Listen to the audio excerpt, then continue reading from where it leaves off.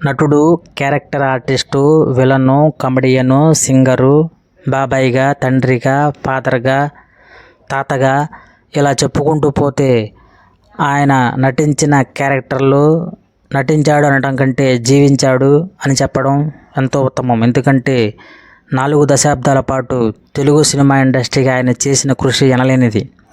ఆయనే కోటా శ్రీనివాసరావు గారు. 1978 ప్రాణం ఖరీదు అనే సినిమాతో ఎంట్రీ ఇచ్చిన ఈయన 4 దశాబ్దాల పాటు తెలుగు సినిమా ఇండస్ట్రీకి ఆయన చేసిన కృషి అద్భుతం అని చెప్పాలి. 4 దశాబ్దాల కాలంలో ఆనాటి తరం నుంచి నేటి యూత్ వరకు ఆయన పేరు తెలియని వారు అంటూ ఎవరు ఉండరు. ఆయన డైరెక్టర్స్కి, క్యారెక్టర్ ఆర్టిస్టులకి, కొత్తగా వచ్చే జనరేషన్కి, రైటర్స్కి ఎంతోమందికి ఆయన ఇన్స్పిరేషన్ అని చెప్పాలి. ఎందుకంటే ఆయన కోసం క్రియేట్ చేసిన క్యారెక్టర్స్కి 100% న్యాయం చేసే వ్యక్తి ఎవరు ఉన్నారంటే కోటా శ్రీనివాసరావు గారే. ఏదైనా ముక్కుసూటిగా మాట్లాడే వ్యక్తి.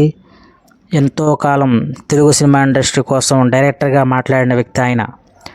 పరాయి రాష్ట్రం తీసుకొచ్చే వ్యక్తుల కంటే, క్యారెక్టర్ ఆర్టిస్టుల కంటే తెలుగులో ఉన్న వాళ్ళని ఎంకరేజ్ చేస్తే తెలుగు సినిమా ఇండస్ట్రీ బతుకుతుంది, ఎంతోమంది ఆర్టిస్టులు వెలుగులోకి వస్తారని చెప్పి డైరెక్టర్గా ఎంతోమందికి నచ్చకపోయినా తన మనసులోనే మాట బయట పెట్టారు కోటా శ్రీనివాసరావు గారు. 4 దశాబ్దాల కాలంలో ఆల్మోస్ట్ అన్ని లాంగ్వేజెస్లో 780 పైగా సినిమాలు నటించారు ఈయన. తెలుగు సినిమా ఇండస్ట్రీకి ఆయన చేసిన కృషి ఫలితంగా 2015లో పద్మశ్రీ అవార్డు సెంట్రల్ గవర్నమెంట్ నుంచి, అలాగే స్టేట్ గవర్నమెంట్ నుంచి 9 నంది అవార్డులు పొందారు కోటా శ్రీనివాసరావు గారు. దీనికి ఆయన నటనకి ఒక నిదర్శనం అని చెప్పాలి.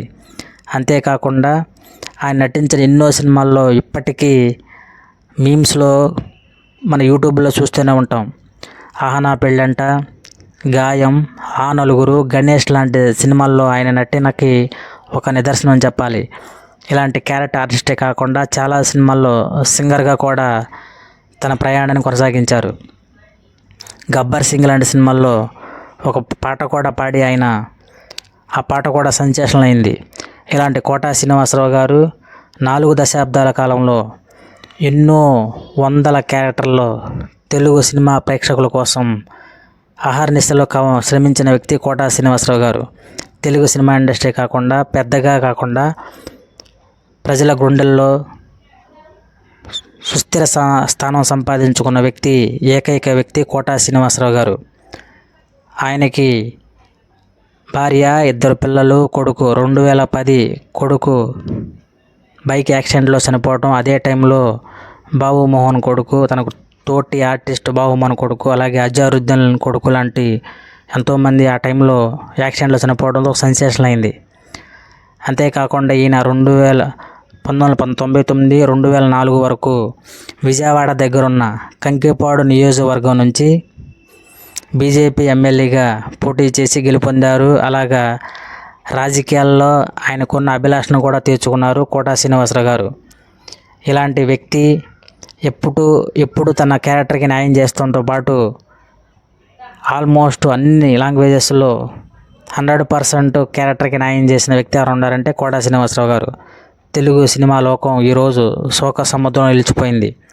తెలుగు ప్రజల గుండెల్లో బాధతో నిండిపోయింది. తెలుగులో తన పేజీ సువర్ణ అక్షరాలతో లిఖించబడింది. ఇలాంటి వ్యక్తి, ఇలాంటి క్యారెక్టర్ ఆర్టిస్టు తెలుగు సినిమాకి దొరకటం ఒక వరం, ఒక అద్భుతం. ఇలాంటి కోటా శ్రీనివాసరావు గారు ఈరోజు ఈ లోకాన్ని, తన దేహాన్ని వదిలి స్వర్గస్థులైనారు. ఈయన ఆత్మకు శాంతి చేకూరాలని. డైరెక్టర్స్కి విలన్ అంటే మన నిండు నూరేళ్ళు అంటే ఫస్ట్ గుర్తొచ్చే వ్యక్తి కోటా శ్రీనివాసరావు గారు. ఆయన లేని లోటు ఈ సినిమా లోకం, సినీ ప్రపంచం మరి ఎలా పూడ్చుతుందో, తెలుగు ప్రేక్షకులు దీన్ని ఎలా రిసీవ్ చేసుకుంటారు, అలాగే సినిమా లోకం దీన్ని ఎలా పూడ్చుతుందో అర్థం కాని పరిస్థితి. ఇలాంటి మంచి ఆర్టిస్టు, మంచి మనసున్న వ్యక్తి, ఫ్యామిలీ కోసం నిరంతరం శ్రమించిన వ్యక్తి, సినిమా కోసం, సినిమా అభిమానుల కోసం 100% న్యాయం చేసి మనస్ఫూర్తిగా నవ్వించిన వ్యక్తి ఎవరైనా ఉన్నారంటే కోటా శ్రీనివాసరావు గారు.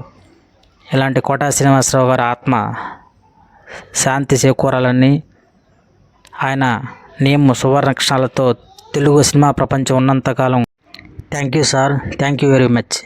మీరే నేటి జనరేషన్కి, డైరెక్టర్స్కి, క్యారెక్టర్ ఆర్టిస్టులకి, కొత్తగా ఎంటర్ అయ్యే వారికి మీరే నిదర్శనం.